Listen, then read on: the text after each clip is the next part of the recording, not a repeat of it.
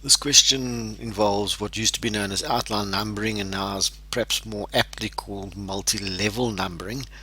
And we can see this as an example here. Normally our normal straightforward numbering goes 1, 2, 3, 4. But now according to the indentation, we've got different levels of numbering. So at the first level we've got simply 1, 2, 3, 4.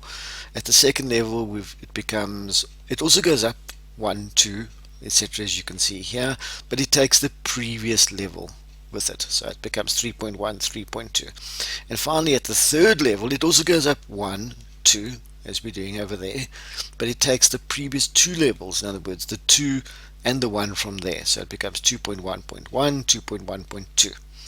That's quite a common thing we'll see in terms of numbering in exam papers, for example.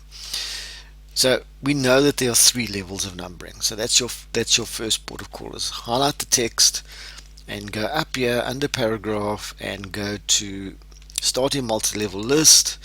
Don't choose one of the styles that are there. Even if it looks correct, it can get you into a heap of trouble. Go down to the bottom and here it says define a new multi-level list. Okay, and that's what we're going to be working with here.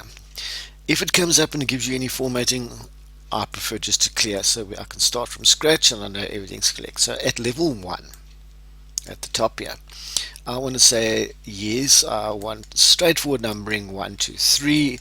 If it needed to be in brackets, I'll put brackets around or whatever it is, but you can see it's actually a field. In other words, it'll go up in steps of 1, so it'll become 1, 2, 3, 4.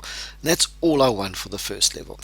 For the second level, I also wanted to go 1, 2, 3, 4, but it must also contain the previous level. So for example 2.1, 2.2, 2.3. So at the second level, again I'm going to clear the formatting there in case, even if it looks correct, I'm going to say I also want that to be 1, 2 and 3, but I need to include the previous level number. So in front of it, okay, that's critical because it's difficult to distinguish afterwards. In front of it I want the previous level numbering. In other words, the level 1 numbering will go in front of it. I'm going to put dots so that it's separated.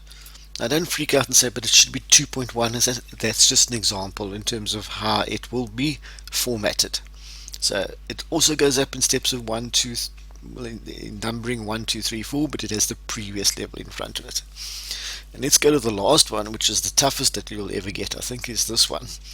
And again, I'm going to clear it. If for example, the last level was just Roman numerals, then you would just take the Roman numerals. But in our case, we know again that it goes up as 2.2.1, 2.2.2, 2.2.3. So it's going up in normal numbering as we've got there, but in front of it we don't just have the first level numbering, we have the first and the second level numbering. So first things first, make sure that your mouse cursor is positioned right in front of it, and that's a common mistake, is to get them the wrong way around. First of all becomes your level 1 numbers go first, obviously.